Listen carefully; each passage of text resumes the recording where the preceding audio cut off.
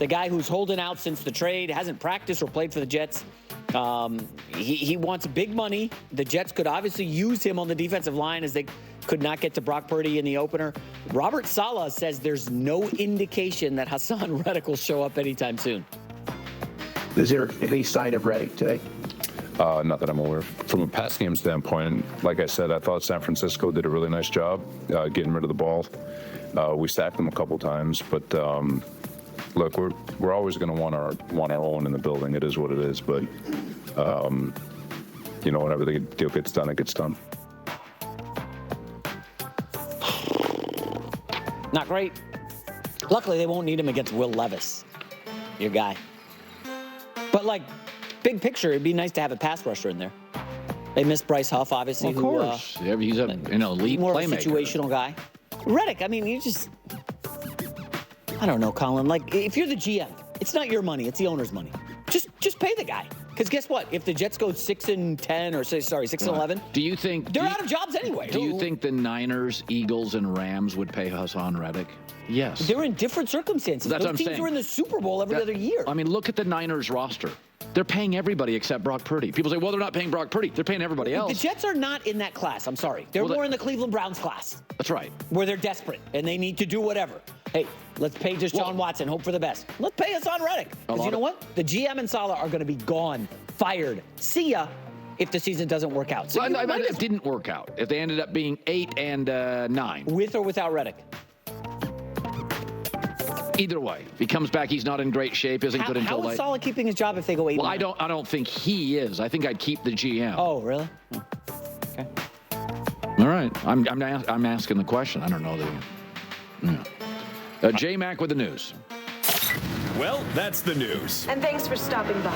The Herd Lie News. Speaking of that, there was an Aaron Rodgers bite yesterday. He is good content. I mean, he's very good content. So he was, they're 0-1, but, they looked ugly at 0-1. They had one legitimate drive. Couldn't stop anybody. 0-1s are not the same. The Rams are 0-1. They looked mostly great. I thought Indianapolis is 0-1. I don't know. Houston's good. That's different than Tennessee being 0-1 and now facing the Jets. That's ugly. So Aaron Rodgers met with the media and talked about everybody freaking out after losing ugly to San Francisco. I mean, I think we always got to stay relaxed. It's a long season. I think at times people think the season is like you're out in the prairie or the desert and you're wandering around trying to find water. But it's more like a nice, slow bolero, where we're just swaying with the music and reacting to whatever comes to us and through us, and just trying to not get too high with the highs or too low with the lows. That sounds great. Relax. Everybody stay calm. I'm the leader here. But if they lose to Tennessee and it's 0-2, this puppy's unraveling.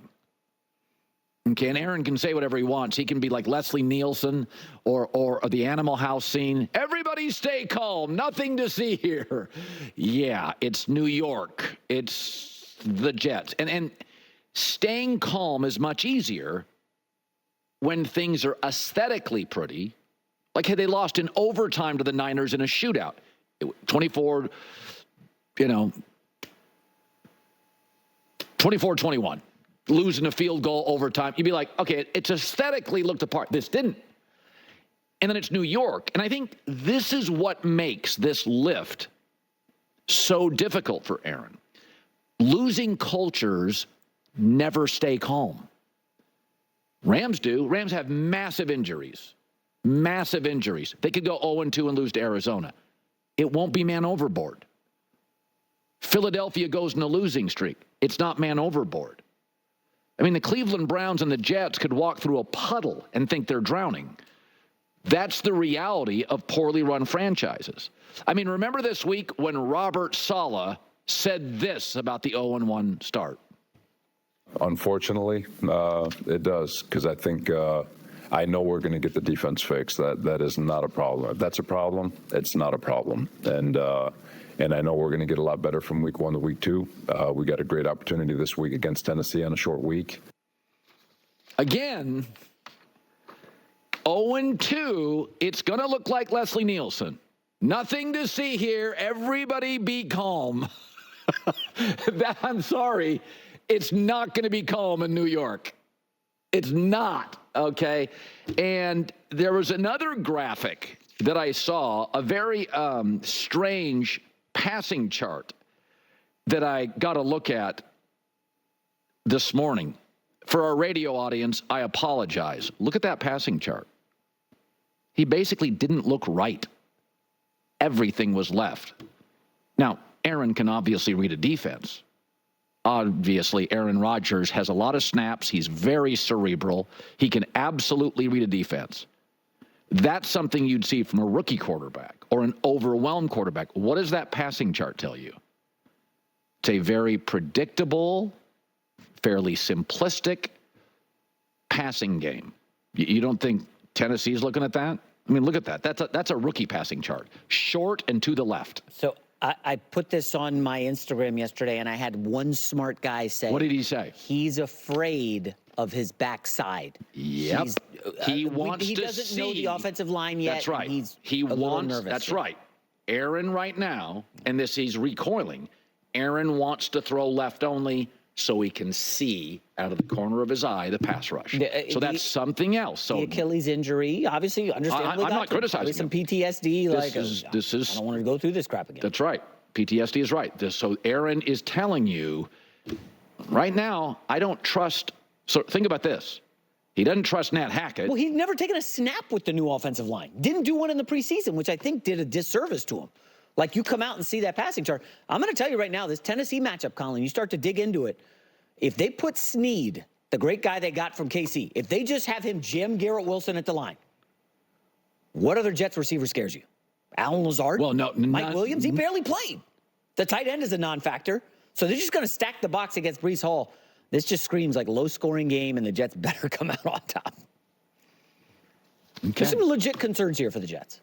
Yeah, I mean, when I saw that passing chart, and again, I apologize to our radio audience, basically it shows Aaron just went left. So you got multiple things here. You have an OC he doesn't trust and wouldn't pay attention to. The eye rolls at Alan Lazard, only throwing left, doesn't trust the OC.